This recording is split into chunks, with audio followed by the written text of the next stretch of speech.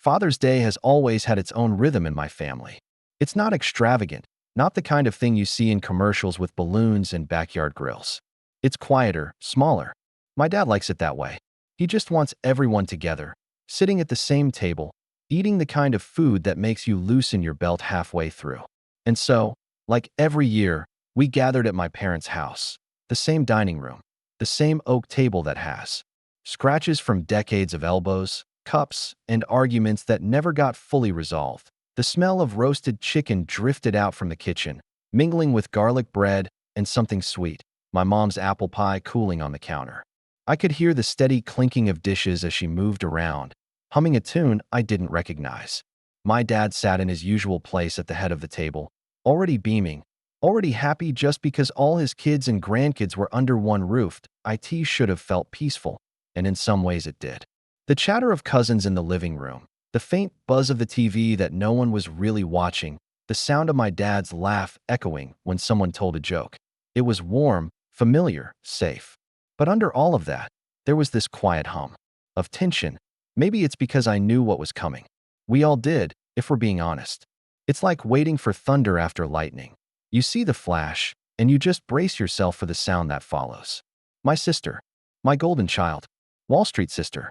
Every holiday, every family event, she managed to slip in something about her career.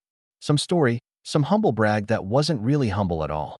And today, Father's Day, wasn't going to be any different. I caught myself staring at the silverware as I set it down. The fork felt cold in my hand, smooth but a little heavier. Then I remembered. Maybe I was just projecting. Maybe it wasn't the fork that was heavy, it was me. The weight of sitting through yet another performance I didn't audition for, didn't want to watch, but couldn't walk away from because, well, family. I tried to focus on the good. My nephew running up to me with sticky hands, pulling me toward his Lego creation. My mom wiping her hands on her apron, looking at my dad with that tired, amused smile she's worn since forever. And the way the late afternoon light slipped through the curtains, catching on the dust in the air, making the room look almost golden. For a moment, I let myself sink into that comfort. For a moment, it was enough. But then I heard my mom's voice from the kitchen, "Don't forget to ask your sister about her big news." And just like that, the piece cracked. My stomach sank. I could almost hear the gears turning in my sister's head, preparing her next monologue. It was Father's Day. But deep down, I already knew whose spotlight it would be. My sister has always been the star of the show. Not because she tried to be, well, maybe she did, but mostly because everyone around her treated her like she was. If life was a play, she was the lead actress, the one who got the standing ovations. And me? I was the background, the tree in the school play, the supporting role, who was there to clap when she took her bow. When she walked into that dining room on Father's Day, it was like the air shifted. You know that feeling when someone important enters a room? People sit up straighter. They make space. They wait for the stories that will inevitably follow. That was her. My mom immediately lit up, my dad's chest puffed out just a little more, and even the cousins, who don't understand half the things she says, looked at her like she was some kind of celebrity. And to be fair, on paper she is impressive. Wall Street. The kind of job people drop into conversations just to sound important by association. Designer suits, expensive handbags, stories about client dinners that cost more than my monthly rent. She's polished, perfect. The kind of person who knows exactly how to tilt her head and laugh in that way that makes people want to keep listening. But the thing about perfection is, it's exhausting to stand next to as I watched her glide into her seat, tossing her hair back, already commanding attention without saying a word. I couldn't help but remember a different time. A flashback. We were kids in the backyard. I was maybe 8, she was 10. We'd both been trying to climb the apple tree. I scraped my knee, blood running down my shin, and all I wanted was a little sympathy. But instead, the adults were clapping for her, because she made it to the top first. I still remember the sting, not just on my knee, but in my chest. That it's funny, the little moments that stay with you. Sitting at the table now, I caught myself comparing again. My watch from Target, her gold bracelet that probably cost more than my car, my dad's subtle glances in her direction, his smile wide, proud. I don't blame him. It's instinctual, I guess. Parents love their kids equally, but pride? Pride tends to lean where the world leans. and the world leans toward shiny. Successful, impressive. I tried to shake it off. I reminded myself that I wasn't here to compete. This was Father's Day, not Wall Street Day. But somewhere deep down, a voice whispered, "You'll never measure up." And maybe that's the part that hurts the most. Not her success, not even her bragging, but the way it makes me question myself. Every single time. I took a sip of water, let the cold slide down my throat, and forced a smile as my sister started talking. The spotlight was on. And once again, it wasn't mine. There's this moment at every family gathering where the small talk starts to run out, and everyone begins circling around the main event. You don't notice it at first, it creeps in slowly. At the Father's Day table, it was the way conversations kept drifting toward my sister without even trying. Someone asked about the stock market. Someone else asked about New York weather. And just like that, the entire table was orbiting her, like planets pulled toward the sun. I watched it unfold in real time. My mom leaned forward, chin resting on her hand, eyes shining like she was listening to a TED Talk. My dad chuckled at every joke she made, whether it was funny or not. And my aunt, who doesn't know the first thing about finance, kept nodding along like she was trying to keep up with me. I sat there, pushing roasted potatoes around my plate, listening to the steady scrape of fork against porcelain. The food was good. Comfort food, the kind you want to savor, but honestly, it tasted like nothing. My focus wasn't on eating. It was on bracing, because I knew what was coming. It's not that I didn't want her to share her life. She's allowed to. But the way it always built up, it wasn't just a story. It was a performance. You could feel it in the room. The tempo shifted. The laughter got softer, the questions more pointed, as if everyone was waiting for the big reveal. And the thing about waiting is, it makes silence loud. The clinking of silverware seemed sharper. The tick of the grandfather clock in the corner felt exaggerated, like it was mocking me. Even my nephew, who had been loudly explaining his Lego tower, went quiet, as though he too sensed that something important was about to be said. I caught my dad's glance across the table. His eyes flicked to my sister, expectant, almost proud before the words even left her mouth. It was the look of a man who had rehearsed this moment in his head, who already knew what was about to be said and was just waiting for the chance to beam like the father of a star. I forced a smile. My jaw tight. Inside, though, I was screaming. Here it comes. Another round of applause. Another reminder that I'm the warm-up act in my own family.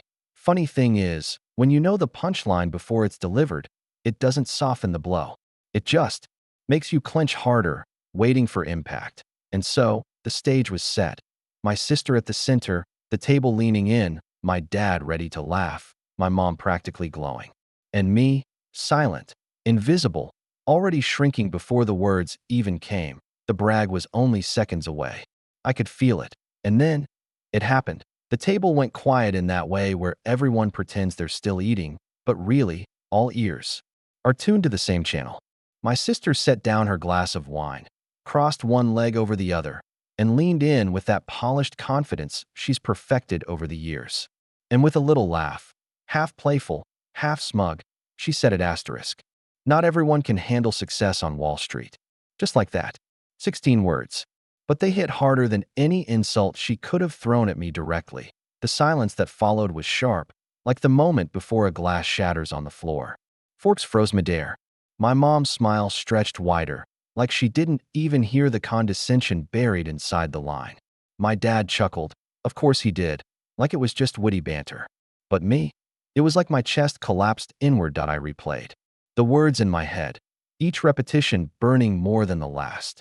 Not everyone can handle success. She didn't have to say my name. She didn't have to look at me. I knew exactly who those words were aimed at. The way her eyes flicked in my direction for just a second was enough. And the worst part? She wasn't wrong. I hadn't handled success, at least not the kind that earns applause at family gatherings. My job was steady, nothing flashy, nothing you'd brag about at Father's Day lunch. But it paid the bills, it gave me peace of mind. Still, in that moment, it felt small. I felt small. Inside, the sarcasm bubbled up. Oh, thank you, Wall Street princess, for reminding me that my success doesn't come with a stock ticker or a view of the Manhattan skyline. I wanted to roll my eyes, wanted to throw something sharp back across the table. But I didn't. I just sat there, my fork heavy in my hand, the food on my plate turning cold. I stared at the reflection in my water glass. My face looked warped, stretched, kind of how I felt inside, bent out of shape, distorted. The sound of her laugh cut through the room, bright and effortless. And everyone joined in, except me. My silence wasn't just quiet, it was loud enough to choke me. Because here's the thing no one talks about. Bragging isn't just about lifting yourself up. It's about pushing someone else down. And when that someone else is your own sibling, the weight of it doesn't just sting. It crushes. That I swallowed hard, forcing myself to breathe. My mind screamed, why do you always have to make me feel less? Why can't you just exist without comparing, without taking up every inch of oxygen in the room?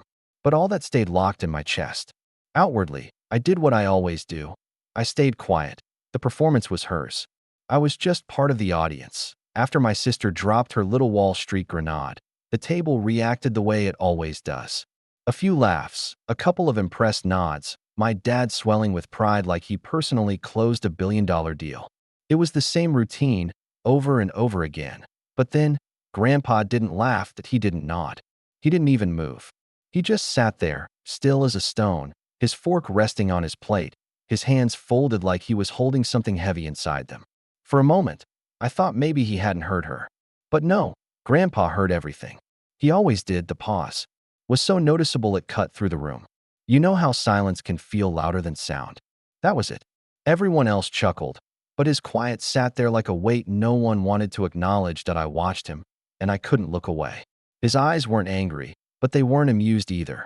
They were searching, measuring, like he was deciding whether to let it go or to say something. And that's when I realized Grandpa's silence was the only one that mattered. See, Grandpa has this presence about him. He's not loud. He doesn't demand attention. But when he speaks, or doesn't, it changes the air in the room. He's lived long enough that his words carry a gravity the rest of us can't fake. When he's quiet, people notice. And in that pause, I swear, my sister noticed too. Her smile faltered just a little. Not much, but enough. She picked up her glass, took a sip, and suddenly her laugh felt thinner, forced. I can't lie. Watching her squirm, even for a second, felt like relief. Like maybe, finally, someone saw through the performance. I glanced around the table. Everyone else kept eating, acting normal, but I couldn't shake the stillness between Grandpa and the rest of us. I swear, it was like the whole lunch tilted in that moment. Inside me, something flickered. Hope, maybe? Like maybe this time would be different. Maybe I wasn't the only one who felt the sting in her words. Maybe I wasn't crazy for hearing the edge behind the brag. Grandpa reached for his napkin, slow and deliberate, like he had all the time in the world. He dabbed at his mouth, cleared his throat quietly. And that tiny gesture, so ordinary, so small, was enough to send a ripple of anticipation through me. Because when Grandpa pauses like that, it never ends with silence. It ends with truth. I watched Grandpa sit there, quiet and steady. I couldn't help but drift back into memories of him. It's funny how certain people anchor you like that. How their silence can pull you into places you'd forgotten, places you didn't realize you still needed. I thought of summers when I was a kid. Long, hot afternoons spent in his garage, where the air always smelled faintly of sawdust and motor oil. Grandpa had this old wooden toolbox, heavy and scratched from years of use, and he'd let me dig through it like it was treasure. While my sister was off at some camp or music lesson, I was in that garage, learning how to fix a loose hinge or sand down a piece of wood. He'd say things like, "Doesn't have to be perfect, just has to be yours." At the time, I didn't realize how important those words were. I remembered fishing trips too. Early mornings when the world was still half asleep, the water calm as glass. We'd sit for hours, sometimes catching nothing, and he'd say, "That's the trick. It's not about the fish. It's about the waiting." At 8 years old, I thought he was just covering for the fact that we'd come home empty-handed. Now I see it differently. He was teaching me patience, teaching me that not everything worth having comes fast or loud. And then there were the nights when I'd come home from school, tired of always being compared to my sister. She'd be winning spelling bees or showing off certificates, and I'd just exist. Grandpa would be the one sitting with me in the living room, flipping through the newspaper, pretending not to notice the slump in my shoulders. And then, without looking up, he'd say something like, "You don't need to chase anyone else's path. Yours is enough. I don't think I believed him back then. But right now, sitting at that Father's Day table, I realized his voice was the only one that had ever really cut through the noise. As the memory faded, I glanced back at him. He was still quiet, still deliberate, his fingers drumming lightly on the table like he was gathering his thoughts. My sister was mid-story, detailing some dinner she had with a client at a rooftop bar in Manhattan, but her words just faded into static for me. My focus was on Grandpa, because I knew, when he finally spoke, it wasn't going to be about stocks or skyscrapers. It wasn't going to be about winning. It was going to be about truth. And for once, I felt ready to hear it happened so simply, I almost missed it. Grandpa set down his fork, pushed his plate forward a little, and leaned back in his chair.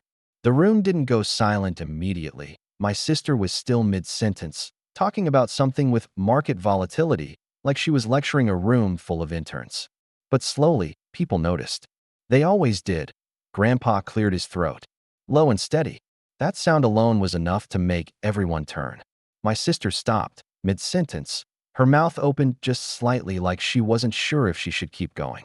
And then he spoke. You know, he said, his voice rough with age but clear, I've lived a long time. Seen plenty of people chase success. Some caught it. Most didn't. The table froze. You could have heard the tick of the grandfather clock in the hallway, the faint hiss of the radiator, even the scrape of my nephew's chair as he leaned in closer. Grandpa went on, slow, deliberate, like each word was a stone he was setting in place. But here's the thing about success. It doesn't last. Money comes and goes. Titles fade. The world keeps moving, and one day, it'll move right past you. He looked at my sister then, really looked at her. Not with anger, not with pride. Just with that piercing kind of honesty that doesn't need to shout. What does last is how you treat people. Especially the people sitting at this table. For a second, nobody breathed. My sister blinked, her smile twitching like she was about to laugh it off. But there was no air in the room for laughing. Grandpa leaned forward now, his hands clasped on the table. You say not everyone can handle success. Maybe that's true. But not everyone lets success handle them, either. Pride, it's a tricky thing. It can build you up, sure. But it can also hollow you out until there's nothing left but the bragging. I felt something tighten in my chest, like he wasn't just talking to her, but to me, too. To all of us. He let the words hang for a moment, then sat back, as if that was all he needed to say. No drama, no lecture, just truth, dropped on the table heavier than any wine glass or serving bowl. The silence afterward was different this time. Not awkward, not tense, heavy, meaningful. My dad cleared his throat, but didn't speak. My mom shifted in her chair, looking down at her plate. And my sister? She smiled that brittle, uncomfortable smile people wear when they've been caught off guard. As for me, I sat there in awe. Because in less than a minute, Grandpa had said everything I'd wanted to scream for years, but with more grace than I could ever manage. The silence after Grandpa spoke was like nothing I'd ever felt at that table before. Usually, our family dinners are a constant hum, clattering forks, overlapping conversations, kids whispering or giggling under their breath. But this silence, it was thick, almost alive. I sat there frozen, my hands resting lightly on the edge of my plate, afraid to move in case it shattered the moment. My sister was the first one I looked at. Her expression was complicated. For once, the confidence in her eyes wavered. She tried to plaster on that same practiced smile, the one she always used when she wanted to look unbothered. But her jaw was tight. Her wine glass trembled slightly when she lifted it, and I noticed it because I was staring so hard. One else seemed to know what to do. My dad cleared his throat once, then again, like he wanted to fill the air with something, anything, but didn't dare contradict his father. My mom busied herself with passing the bread basket, her hands moving a little too fast, as if distraction might cover discomfort. But it didn't. Everyone felt it. I'll admit. Inside, I felt a small flicker of victory. Like maybe, finally, someone had pressed pause on my sister's endless highlight reel. Like maybe Grandpa's words had cracked the glossy veneer she wore like armor. But that flicker was tangled with something else too. Sadness. Because it shouldn't have had to come to this.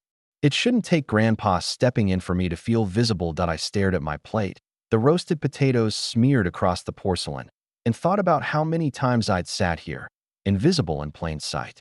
And now, here I was, validated. At last, but at the cost of watching my sister squirm in front of everyone. It was a strange kind of justice. Not bitter exactly, but not sweet either. The longer the silence stretched, the more unbearable it became. My nephew, bless his little heart, finally whispered, "Can I be excused?" And his small voice cracked through the tension like a pebble hitting glass. Everyone chuckled nervously, too loudly, too quickly, as if his words had given them permission to breathe again. But I couldn't let it go. I kept replaying Grandpa's voice in my head. What is last is how you treat people, especially the people sitting at this table. The truth of it rang louder than the clatter of dishes being cleared, louder than my sister's forced laugh. When she tried to pivot back into safe conversation about New York restaurants, the silence hadn't just exposed her. It had exposed all of us, our roles, our patterns, our unspoken hierarchy. And now that I'd seen it, I couldn't unsee it. That night, after everyone left and the dishes were stacked high in the sink, I sat alone in my room replaying the entire scene over and over again. The laughter, the brag, the silence, Grandpa's words. They looped in my head like a film I couldn't turn off. That it's strange how a single sentence can feel like a lifeline. Grandpa didn't raise his voice, he didn't point fingers, but what he said carried more weight than anything I'd heard in years. For once, it felt like someone had seen me. Not just the shadow I'd been living in, but the person standing quietly beside it. I sat on the edge of my bed, the dim light from the street lamp outside casting lines across the carpet. My phone buzzed on the nightstand, a text from my mom. "Thanks for helping today. Love you." I stared at it for a long time, wondering if she realized how heavy the day had been for me. Probably not. She never really saw the comparisons, or maybe she chose not to. But Grandpa did. He always did. That I thought about those fishing trips again, the garage afternoons, the little one-liners he dropped that seemed so simple back then. I wondered if he knew I still carried them. And I wondered if maybe tonight was his way of reminding me one more time. I don't have to measure myself against anyone else. Not even my sister. Still, I couldn't deny the mix of emotions swirling. In me, there was satisfaction. Yes, like a part of me had finally been defended, like someone had stood up in my corner for once. But there was also guilt. Because beneath the relief was this ache. She's still my sister. Watching her shrink, even briefly, didn't feel as good as I thought it would. It just made me realize how broken the whole dynamic had become. I lay back on the bed, staring at the ceiling. The house was quiet now, just the faint hum of the fridge downstairs and the occasional creak of the floorboards settling. I let Grandpa's words echo one more time. What is last is how you treat people. And maybe that was the lesson I needed most, not just for her, but for me too. Because if I let her bragging define me, if I let myself stay small out of resentment, wasn't I letting success handle me just as much as it had handled her? That thought stayed with me, heavier than any stock report, louder than any applause she'd ever get. The next morning, the house was quieter than usual. My parents moved around softly, as if the echoes from yesterday still lingered in the walls. My sister had already gone back to the airport, back to New York, back to her skyline life. And me? I lingered in the kitchen, coffee in hand, staring out the window at the backyard apple tree. That tree has stood there for decades. I remembered climbing it with my sister when we were kids, remembered the sting of being left behind when she reached the top first. Now, all these years later, it stood just the same, branches stretched wide, leaves catching the morning light. Not competing, not proving anything, just existing. And for the first time, I wondered if maybe that was enough for me too. Grandpa came in slowly, his cane tapping the floor with every step. He didn't say much, he never does, but he nodded at me, poured himself a cup of coffee, and sat down across the table. For a while, we just sat there in silence. The kind of silence that doesn't feel heavy, doesn't feel awkward, just present. Finally, he looked at me and said, "Don't carry her weight. You've got your own." Simple, direct, and it hit me harder than all the bragging in the world ever could. That I realized then that I'd been letting my sister's shine cast shadows over my own life for far too long. I had been so busy measuring myself against her version of success that I forgot I had my own kind. Smaller, maybe. Quieter, definitely. But real. Honest. Mine. As I left that day, I hugged Grandpa a little longer than usual. His words stayed, tucked in my chest like a note folded carefully into a pocket. And as I drove away, I felt something I hadn't in a long time. Peace. Not the loud kind, not triumphant, but the kind that settles in slowly, reminding you that you don't need to prove anything to anyone. I know my sister will keep bragging. That's who she is. And maybe the family will keep clapping, keep feeding that performance. But I also know this. I don't need to sit in the audience anymore. I don't need their applause to matter, because Grandpa was right. Success doesn't last, but how we treat each other does. And when I think about Father's Day now, that's what I'll carry with me. Not the sting of her words, not the silence that followed, but the reminder that I don't have to let someone else's story erase my own. For once, I'm okay with not being the star of the show. I'd rather just be real.